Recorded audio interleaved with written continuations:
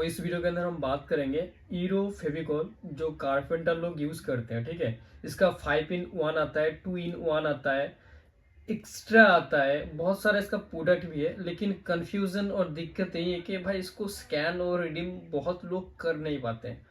तो इस वीडियो के अंदर फुल वॉचिंग करो, आपको स्टेप बाय स्टेप गाइड करूंगा। सबसे पहले कुछ चीज़ें हैं जो मैं आपको बेसिक चीज़ें आपको दिखा देता हूँ। ठीक है, वो क्या चीज़ है सबसे पहले इधर देख लीजिए। यूरोफेविकॉल आप लोग सब तो यूज़ करते हो।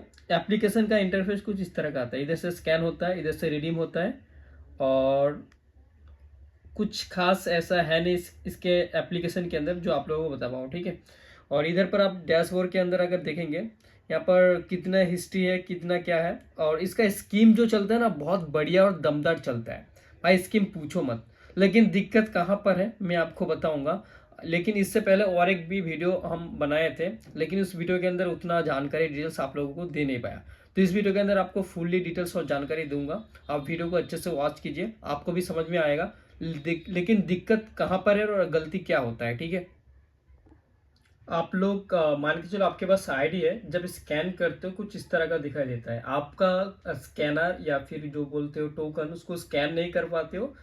Coupon is not for your, ऐसा कुछ लिख के आता है, ट्राई अगेन। ठीक है, तो आपको समझना चाहिए ऐसा क्यों और किस लिए दिख रहा है, क्योंकि बहुत लोग कंफ्यूज होंगे क्योंकि मेरा स्कैन हो गया फिर किसी ने कर लिया, या फिर कूपन का कोड एक्टिव नहीं है, ऐसा बहुत लोगों को सवाल है। तो मैं आपको जवाब देता हूँ। कोई भी आपका जो भी सवाल है सारे के सारे गलत है। सही है, टोकन भी एक्टिव है, लेकिन आपका स्कैन क्यों और किस लिए नहीं होगा मैं आपको लास्ट पे बताऊंगा, जब मैं आपको बताऊंगा इसका आईडी क्रिएट कैसे किया जाता है। ठीक है, तो सबसे पहले आपको और एक चीज मैं आपको बेसिक चीज दिखा देता हूँ। आप लोग यहाँ पर देख सकते हो, यहाँ पर 2 पॉइंट लिखा रहता है। इसका पॉइंट का बहुत कीमत होता है। ठीक है, किसी पे 1 पॉइंट लिखा रहता है, किसी पे 5 पॉइंट, किसी पे 10 पॉइंट, ऐसा लिखा रहता है। लेकिन और एक चीज आपको मैं क्लियर कर देता हूँ, कूपन पे आप देखोगे महाराष्ट्र या फिर और कुछ लिखा रहता है, यही कूपन का मकसद है और यही कूपन का आपको समझना चाहिए। यहाँ पर आप देखेंगे एमटी लिखा है, बहुत सारा कूपन पे बेंगलुरु या फिर अदर्स और भी कुछ लिखा रह सकता है, वो सारा चीज मैटर करता है। यहाँ पर अगर आप देखेंगे तो ये वाला एमटी लिखा है, और भी कुछ कूपन पे और कुछ भी लिखा रहता है। आप लोग यहाँ पर देखोगे, यहाँ पर एक जैसा नहीं है। अगर आपका स्टेट का है तो आपका स्टेट का नाम रहेगा, या फिर बंगाल का है तो बंगाल का नाम रहेगा, या फिर मध्य प्रदेश का है तो मध्य प्रदेश का नाम रहेगा। अगर बेंगलुरु का है, हैदराबाद का है, मुंबई का है, तो अलग अलग नाम रहेगा, एक जैसा नाम नहीं रहेगा। ठीक है, और इसको स्कैन आप लोग क्यों और किस लिए नहीं कर पाते हो, चलो सबसे पहले मैं आपको आईडी क्रिएट करना आपको दिखाता हूँ, उसके बाद इस सवाल का आपको मैं जवाब दूंगा। ठीक है,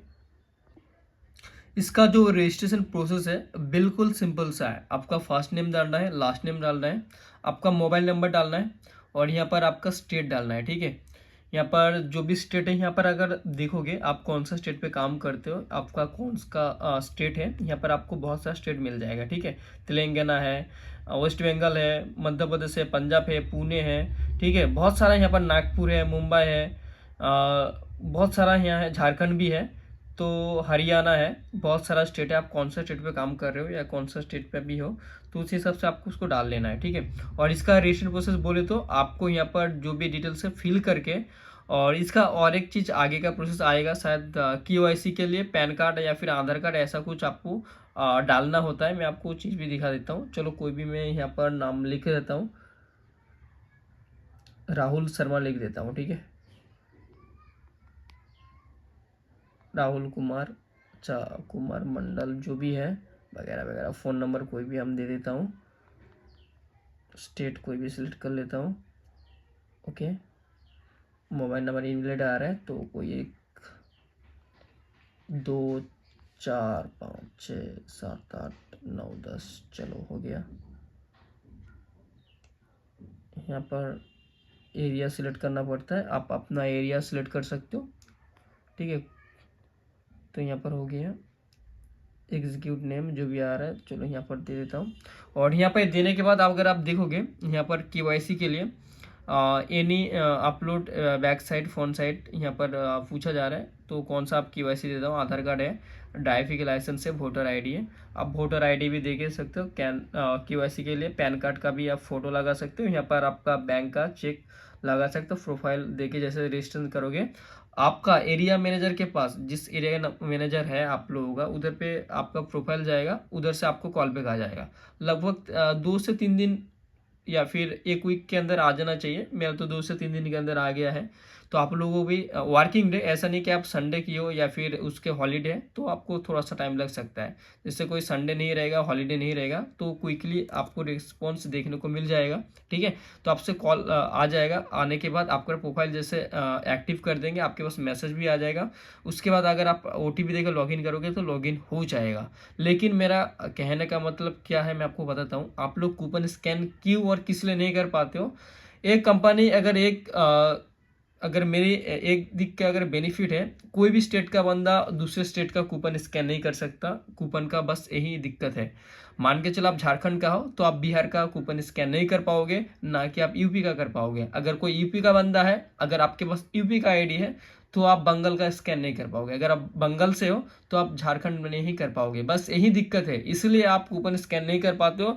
इसलिए एक कंपनी है बहुत ज़्यादा प्रॉफिट या बेनिफिट रखता है, ताकि कोई अदर स्टेट का बंदा स्कैन न कर पाए। लेकिन ऐसा मेरे को नहीं लगता भाई ये सही है।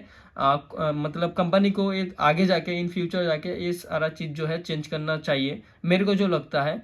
या दूसरे और भी कंपनी है, जैसे कोई भी और भी कंपनी में हम यूज़ करते हैं, लेकिन ऐसा सिस्टम मैंने कभी नहीं देखा है।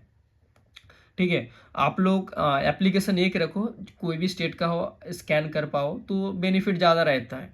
इसलिए आप लोग को मैं रिकमेंड करूँगा, यहाँ पर जो आपको स्टेट, मैं आपको कुछ देर पहले स्टेट जो दिखा रहा हूँ, स्टेट आपका मायने रखता है। कौन सा स्टेट से हो, अगर उसी स्टेट का कूपन है तो आप स्कैन कर पाओगे।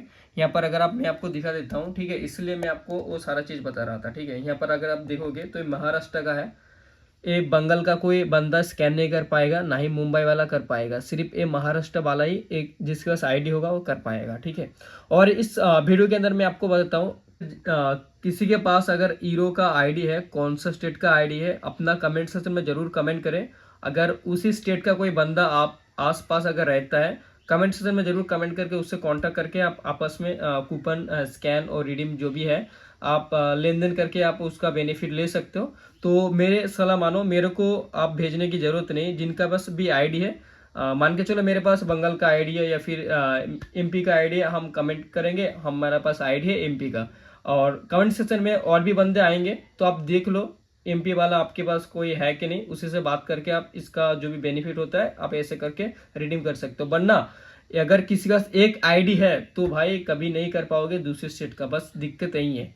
तो वीडियो कैसा लगा जरूर कमेंट कीजिए। अगर और कुछ जानना है तो भाई कमेंट सेक्शन में जरूर कमेंट करें। अगर इस सारे लफड़े में अगर नहीं पढ़ना चाहते हो तो मेरी लास्ट रिकमेंड है, आप शॉप में देके इसका बेनिफिट या पैसा ले सकते हो, अगर शॉप वाला ले रहा है तो। क्योंकि शॉप वाला उसी स्टेट का होगा तो आपका रिडीम्शन इजीली हो जाएगा। अगर शॉप वाला मना कर रहा है तो भाई और एक मेथड बताएं, कमेंट सेक्शन में जरूर कमेंट करो किस आईडी है, कौन सा स्टेट का। और दूसरा बंदा देखो भाई आपके नज़दीकी या फिर आपके स्टेट का कोई बंदा कमेंट सेक्शन में जरूर कमेंट किया है कि नहीं, उसी से बात करके आप बेनिफिट सारा ले सकते हो। Thank you for watching my video.